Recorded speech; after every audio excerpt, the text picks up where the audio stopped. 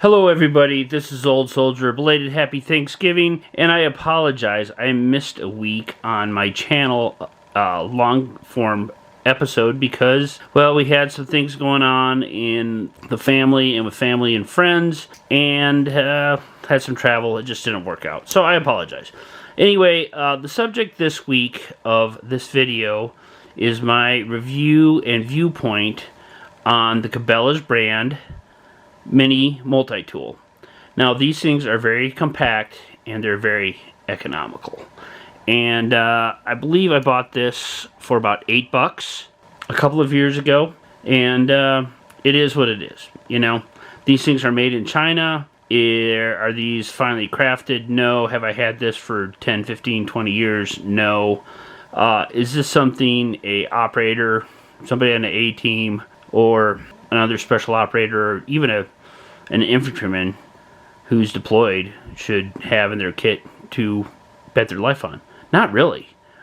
You know, the whole time I was a good majority of the time I was an airborne infantryman, and almost the whole time I was an SF.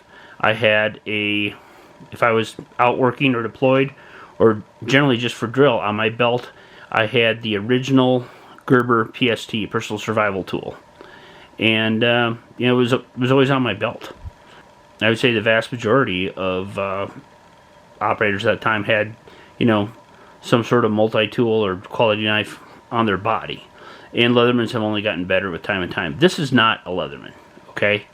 But for what it is, $8, and is it something that is fire and forget, that you throw maybe in your pocket or in your truck or in your backpack, and when the need arises you have it, or you give to somebody who is not into preparedness and not into everyday carry, and, you know, maybe they put it in their briefcase or their backpack, or maybe they carry it. This thing does come with a small nylon pouch. I had it. It wore out almost immediately, but for what it is, these things are great. And I will share another thing with you. So when I had the original multi-tool Leatherman personal survival tool, I had a good friend in Special Forces, and his big complaint on them was that you could not bear down on them.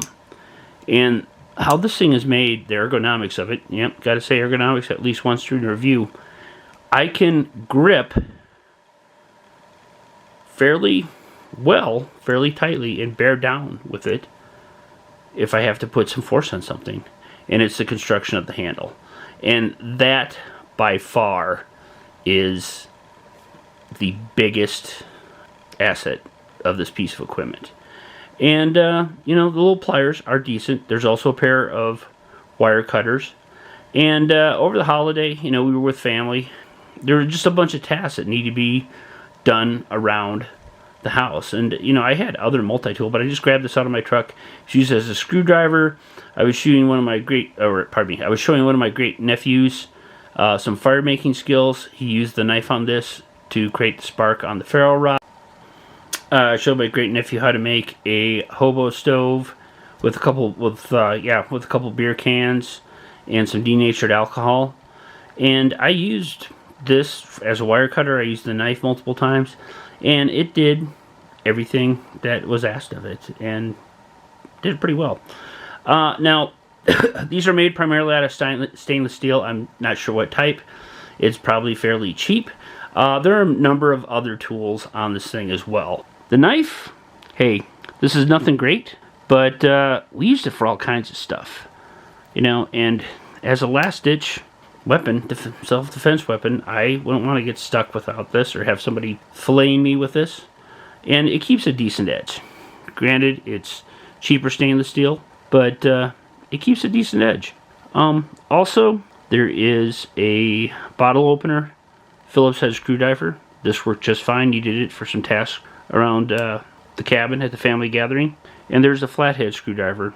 Also, there is a small wood saw. Haven't used it. Maybe if you were making some snares, that'd be fairly worthwhile, but maybe for some detail work to make some cuts, I wouldn't have a lot of faith in it, though. Haven't used it a lot. Of all the things on this, I've used the wood saw the least.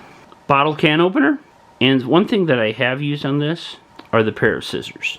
And the pair of scissors are good enough where you can trim fingernails or cuticles, and it'll cut paper. And I always do like to have a pair of scissors. So what, 7/8 tools? I think there's one of those, there's a wire stripper in as well.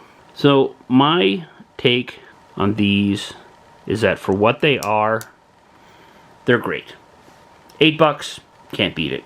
And like I said, I don't know, is this something that you want in the survival kit of a special operator? Not really.